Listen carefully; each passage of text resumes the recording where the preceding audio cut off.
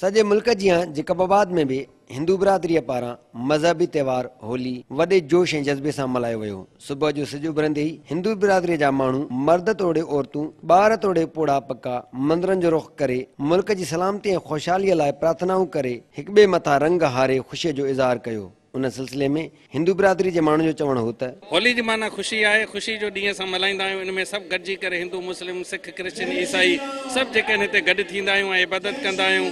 हिक ॿिए खे जेको रंग हणी करे पाण में ख़ुशी मल्हाईंदा आहियूं। असां सभु ख़ुशि आहियूं। अॼु पंहिंजी सच जी फतह थी आहे। सच जी फतह जे करे असां सभु हिकु सचा थी पिया आहियूं। फतह जो ॾींहुं आहे, सुठी ख़ुशी थिए ॾाढी। ख़ुशी जो ॾींहुं आहे, नफ़रतूं ख़तमु करण जो ॾींहुं आहे ऐं पाण में गॾिजी करे रंग होली मल्हाईंदा आहियूं। होली हिकिड़ो ख़ुशियुनि जो त्योहार आहे।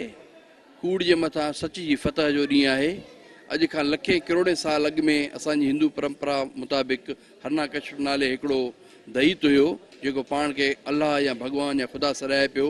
पोइ उन जे ई घर में उन जे पुटु प्रहलाद पैदा थी करे उनखे जेको आहे तबाह कयो ऐं उन ई ॾींहुं जेको आहे उन कूड़ जी शिकस्त थी ऐं सच जी फतह थी। उन ई सिलसिले में हीउ होली जो त्योहार मल्हायूं था पिया। सभी त्योहार होली सॼे जोश ऐं जज़्बे सां मल्हाए रहिया आहियूं।